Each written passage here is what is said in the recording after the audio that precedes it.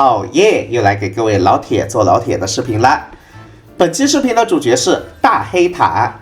那么视频开之前，我还是例行声明一下，本期视频的所有录屏和数据都来源于创作体验服，创作体验服仅供参考，大家届时还是以正式服时装的数据为准。我先给大黑塔做一个开篇总结，他是一个对群能力相当夸张的制时角色。如果对面副本里的敌人数量众多，那么大黑塔在场上就是一个连发核弹一样的存在。0+0的时候，他伤害破100万就是家常便饭啊。不过对群能力夸张，并不代表他对单乏力。在对单的时候，0+0的大黑塔一个 E 技能也能对敌人造成40万以上的伤害。总之就是挺夸张的啊。那么代价是什么呢？代价就是大黑塔的队伍里面一定要带另外一个制时角色。如果你之前一个制时角色都没养，那么你的大黑塔的强度是会打骨折的。推荐喜欢大黑塔的玩家提前先养一个制时角色起来。个人玩下来，翡翠还有小黑塔是最好用的啊，大家可以自行选择。好的，开篇总结完毕。那么我们还是老规矩，接下来我先给大家详细解读一下大黑塔的各种技能机制，方便你最快最好的上手这一个角色。如果屏幕前的你是新铁大佬，觉得看这一段浪费时间不想看的话，可以选择跳过，从本期视频的11分25秒开始看哦。首先，大黑塔在实战中有一个至关重要的核心机制，叫做解毒机制。这个解毒是大黑塔添加给敌方目标的低 buff 印记，最多可以叠加42层解毒。那么我们给敌人添加上解毒的方式是些什么呢？一共有5种方式。第一种，每个波次开始时，敌方进场，那么大黑塔会给所有的敌人施加上1层解毒，并且对场上最精英的敌人施加上25层解毒。比方说这里场上2个小怪都被加上了1层，然后精英怪头上呢是25层再加1层等于26层，很好理解吧？第二种方式，队伍中任何队友击中敌人都会给敌人加1层，那26层变成了27层。第三种方式，大黑塔的 E 技能命中目标呢会再额外加1层，那26层变成了28层。第四种方式，当场上有敌人死亡的时候，他身上的解毒会转移到当前解毒层数最多的精英怪的身上。我们来看一下，小怪身上的3层解毒转移到精英怪身上，精英怪变成了29层解毒。那如果解毒层数最多的精英怪优先死亡的话，它的解毒会转移到另一个精英怪的头上。如果场上已经没有精英怪了，那它就会随机转移到一个小怪的头上。最后一种方式，当场上的制时角色大于等于2的时候，比方说我这里上的大黑塔和警员，那么所有的队友的攻击都会给命中的解毒层数最多的敌人额外再加1层解毒，而制时角色则会额外再加2层解毒。是不是有点拗口啊？别急，我在这里展示一下，大家就明白了。比方说任我这里开一个大，开大之后旁边的2个小怪都是加1层解毒，但是中间这一个大怪它加了2层解毒。那么我警员再开一个大，警员开大之后旁边的2个小怪也是只加1层解毒，而中间的大怪加了4层解毒。总之，第5种方式可以精简概括为，当场上制时角色大于等于2的时候，其他命图的角色攻击的主目标会被加上2层解毒，而制时角色攻击的主目标会被加上4层解毒。我这么说大家就很容易理解了吧？那么这个解毒有什么用呢？它一共有4个作用。一，当强化 E 技能打持有解毒的目标时，伤害倍率会提高，每层解毒对主目标提高 8%， 对其他目标提高 4%。2，当队伍中的制时角色大于等于2时，每层解毒会额外让他的强化 E 技能对主目标的伤害再提升 8%， 其他目标再提升 4%。这是一个什么概念呢？我给大家翻译翻译。意思就是，如果大黑塔的强化 E 技能打42层解毒的目标的话，对主目标造成的伤害会提升336%，对其他目标会提升168%。而如果队伍里面有另外一个致石角色的话，对主目标的伤害会提升至672%，对其余目标会提升至336%。这是一个怎样的数值啊，兄弟们！同时，这个特性也侧面说明了，在实战中，我们的强化 E 技能一定要选择解毒层数最高的目标为主目标。大家看这一段录屏，我打42层解毒的主目标，最后造成了将近100万的总伤害。而相同的情况下，我如果选择打只有10多层解毒的目标的话，最后的总伤只有50多万，直接砍掉了一半。所以实战中，大黑塔的强化 E 技能一定要打解毒层数最高的主目标，不管那个主目标在什么犄角旮旯，在最旁边你也要打它啊，不要选择打中间的次要目标，这点相当关键。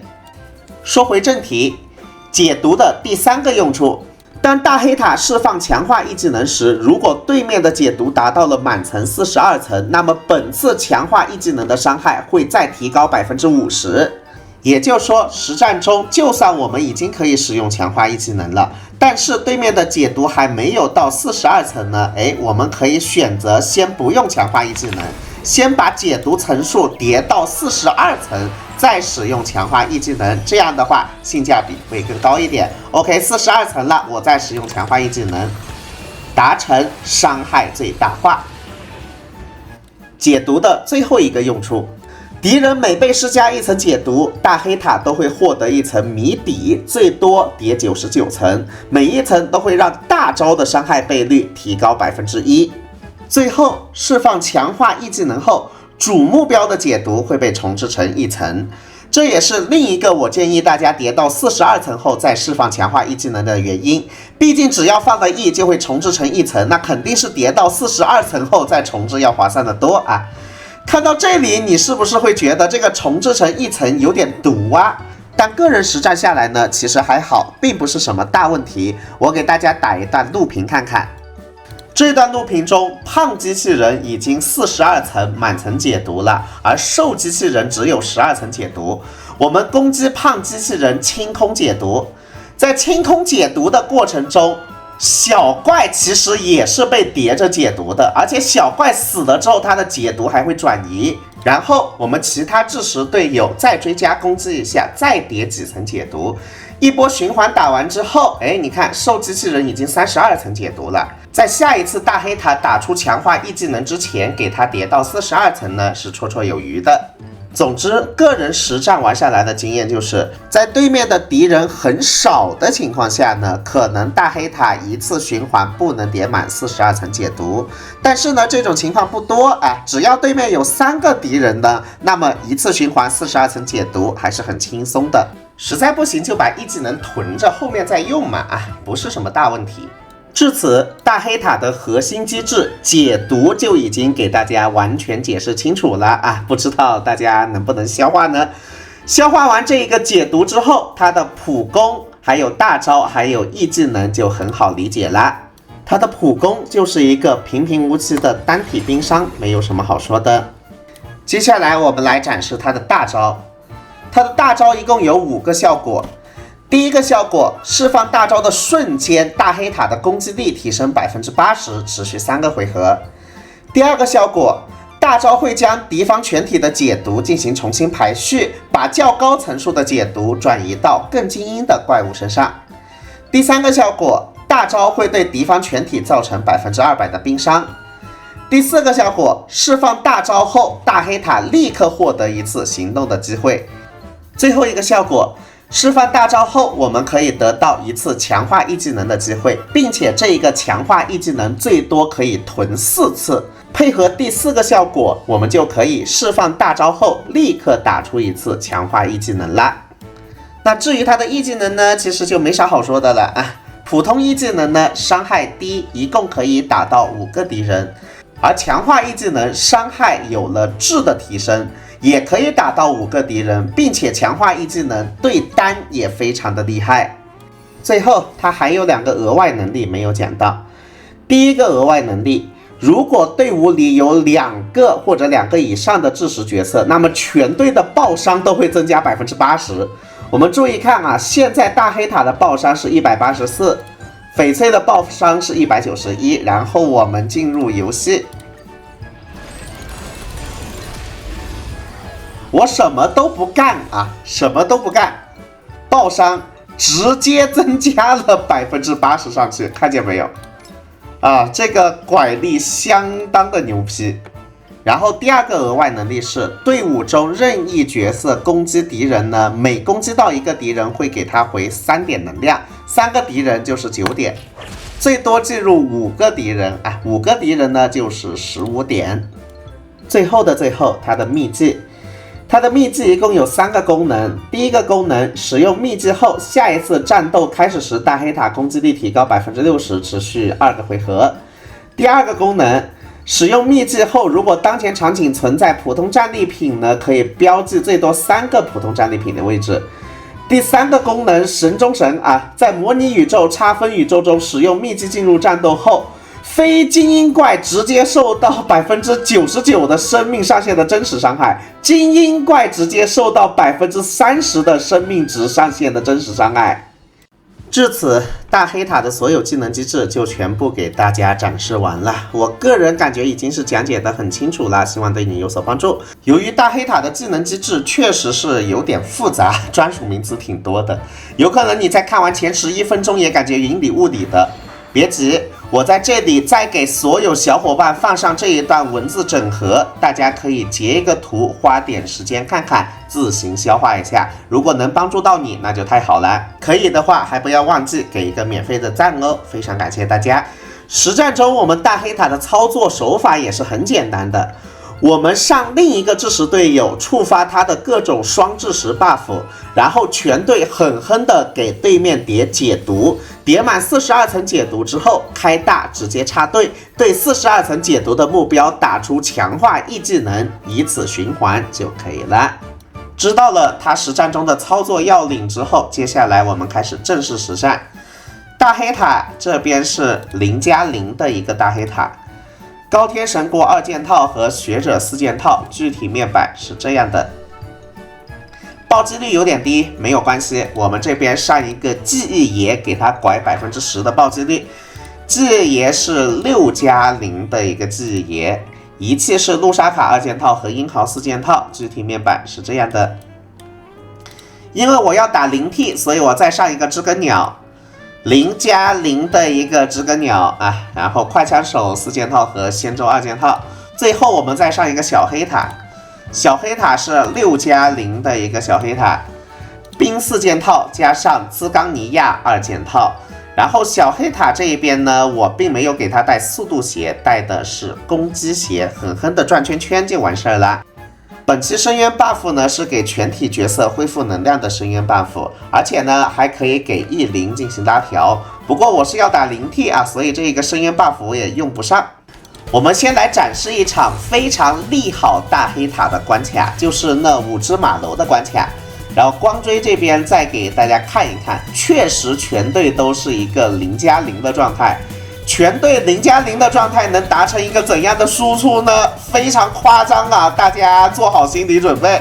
哇哦，先鸟叫一下。迷密的生源已经满了，把迷密的生源上给大黑塔，大黑塔100%拉条拉上来，再攒一下自身的能量。等大黑塔的大招和知更鸟的大招都有了之后，哎，我让对面知道什么叫做残忍啊！小黑塔普攻一下，回一个战绩点。知更鸟我直接开大，我已经懒得卡什么最佳的轴了，因为我的队伍输出完全是溢出的，我卡个屁的轴，直接开干就完事了。大黑塔一个大招，50多万伤害，别急，大招之后我还能立刻行动，立刻行动打出强化 E 技能，呵呵。165万，喜欢吗？好的，小黑塔，哎呦，这边小黑塔普攻能不能带走啊？那我还是开个大招稳一下吧，不然打不了0T就好笑了。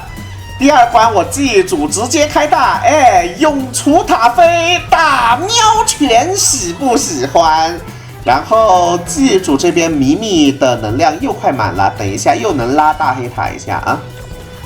好，一个非强化普攻，20多万伤害，迷迷拉一下，我再打一个非强化普攻，然后再接一个大招，大招伤害是75万，小黑塔再一个转圈圈，直接把第一条命转走，第二条命是吧？一个强化一技能，160万，小黑塔收人头直接带走。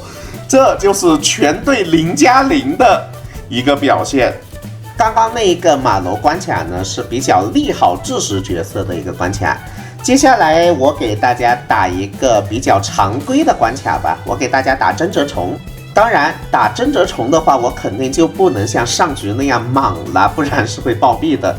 这边我上一个生存位，上一个0+0的霍霍。然后呢，小黑塔我给它换成一个0+0的一个翡翠，练度稍微上去了一点。大黑塔这一边呢，依然是0+0的大黑塔。这个队伍里我把知更鸟下掉了，所以伤害会被砍掉一点。但是呢，就算没有知更鸟，大黑塔的伤害也是绰绰有余的。我们先普攻一下，因为我带的是灵命霍霍，灵命霍霍有点费点的，我得省点。来，哎呀，能量就差一点啊！对面打我大黑塔一下行不行？哎呦，也没有凹到对面打我大黑塔，没有关系啊。同学也打一下大黑塔就回满了，然后直接开大插队，大招一个伤害27万的伤害，然后我们看一下强化一技能的伤害啊，74万，看见没有？就算没有带知更鸟，这个伤害也是很不错的。不过呢，对面的怪暂时是一个比较多的状态，我等一下打单体怪，让大家看看他的对单能力怎么样啊！哎呦，2个血皮，迷迷能不能打喵拳给他收尾带走？看你的啦，迷迷啊！哎呀，没有带走。需要同协主再开一个大估计才能带走了。第一层灵替达成，第二层真蛰虫一出来的时候，我给大家展示一下，就是在它解毒还不满42层的时候呢，它的强化一技能的伤害只有32层解毒，就算打在群怪身上呢，也只造成了48万的伤害。但是等它的解毒叠到42层之后，我们再来看一下这个叠解毒的过程呢，我给大家快进一下。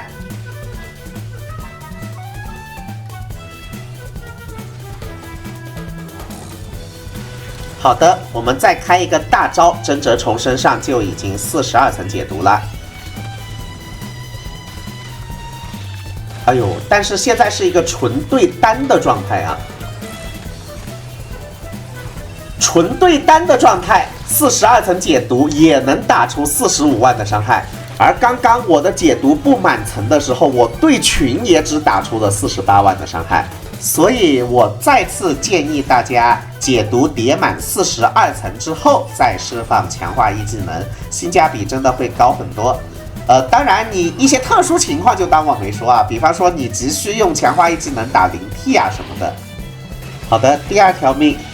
这灵替是打不了了啊！现在这深渊12层真蛰虫都厚成什么样了？真的是，哎呦，这霍霍又要续一技能，灵命的霍霍着实有点费点啊。好的，直接开大，大招35万的伤害。对面的解毒几层了？我看一下，35层解毒，没关系，直接打吧。47万啊！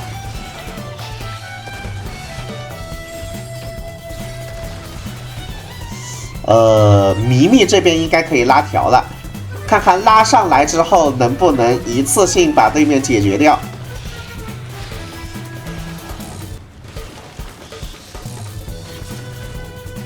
好的，迷迷100%能量了，哇，我这轴卡的真好啊！好，迷迷直接拉，解毒42层。然后直接开大。啊，肯定带走了，肯定带走了，想都不用想，他还会被小真折虫炸2下呢。来，直接一个大招，最后65万伤害收尾带走。这就是大黑塔在常规副本里的一个实战表现啦。总结下来就是，虽然是一个制式角色，但是对单方面呢也确实不差。在对群的时候，0+0的大黑塔伤害破100万是家常便饭。对单的时候，它其实伤害也是有40多万的啊。对单伤害40多万，这个真的低吗？我个人觉得是不低的。总而言之，数值方面，大黑塔肯定是没啥问题的。唯一的限制就是他队伍里面得绑另外一个制式角色。大家届时喜欢大黑塔的话，需要再养一个制式角色哦。好的，接下来进入仪器、光锥还有配对的建议环节。先来说仪器。仪器的话，内圈高天神国的收益是最高的，外圈的话，学者4件套是最适合他的。除了高天神国和学者以外，内圈也可以用这2个，外圈的话也可以用冰4件套作为下位替代，这个大家根据自己的仓库自行参考即可。至于词条方面的话，非常简单，传统的那种输出流的词条就可以了啊，衣服带双爆，鞋子带速度。然后球带冰伤，绳子带攻击力。副词条的话，使劲的堆双爆，还有攻击力，还有速度就可以了。接下来给大家对比光锥，我把所有适合它的制式光锥都给大家测了一遍，我就不解说了，我把所有数据都记录在这儿，大家可以先参考一下数据。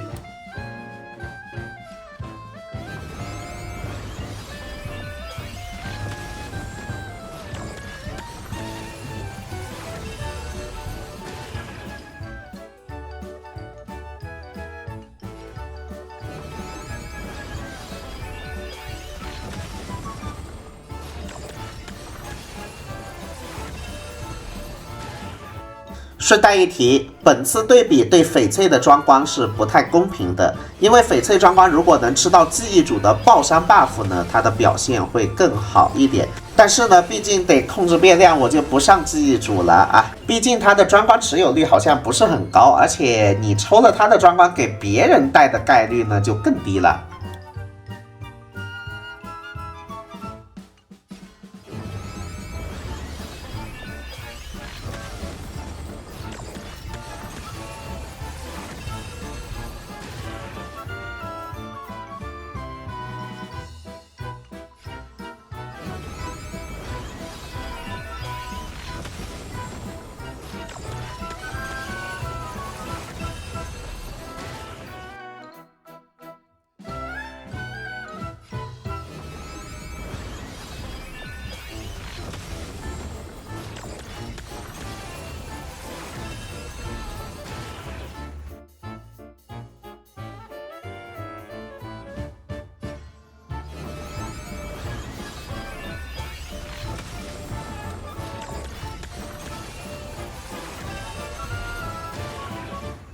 综上所述，装光的5星下位替代呢，大家仁者见仁，智者见智，反正数据都已经摆给大家啦。我重点给大家推荐4星下位替代。那么4星下位替代呢，今日亦是和平的一日，以及天才们的休息是最合适的，这个大家可以自行参考一下。总之，我个人认为装光在伤害数值上，其实对比其他的光锥呢，没有达成质变。而装光厉害的地方在于它的机制，装备者释放终结技后，如果本次终结技消耗的能量大于140点，则会恢复一个战绩点。也就是说，大黑塔只要开大，立刻回一个战绩点。如果我们不带装光的话，有可能出现开大了之后，这个强化 E 技能打不出来的情况，会稍微有点尴尬。但带的装光就完全不用担心这个问题，开大后直接回一个战绩点，方便我们打出强化 E 技能。总之就是，如果你不带装光的话，你就不能做到随时随地开大了。你可能要等队友行动，然后普攻一下，回个战绩点再开大插队。但是带了装光的话，就会变得丝滑一些。哇，外面的小朋友一直在放炮仗，那受不了了。不好意思啊，可能本期视频里全是炮仗的声音，大家多多担待。最后配对方面。配对的话非常简单啊，首先我们要摁绑一个智识队友，个人感觉最佳选择是翡翠，没有翡翠的话，小黑塔也非常香，大小黑塔一起上，干活不累。增伤位的话，毫无疑问最佳选择是知更鸟，没有知更鸟的话，记忆开拓者也非常好用。我上一期视频也给大家说了，记忆开拓者能让大黑塔的伤害直接翻倍，用起来是非常香的。接着考虑到这个队伍大黑塔和另外一个智识角色呢都能打伤害，所以上一个群体增伤呢也是很不错的。比方说软梅，那你什么都没有的话，上一个停云也不错，毕竟停云可以给大黑塔回能，让他频繁开出大招。最后的生存位首推霍霍，毕竟霍霍的回能呢可以让他频繁的开大，频繁的插队。没有霍霍的话，推荐沙金这样的多动生存，因为队友每一次的攻击呢，大黑塔也会恢复能量。总而言之，没有霍霍就用沙金，啥都没有的话，上一个白鹿也不是不能玩啊。以上就是大黑塔的仪器、光锥还有配对的全总结了。那么视频的2P 我会给大家带来星魂的提升，大家感兴趣的话可以跳转2P自行观看哦。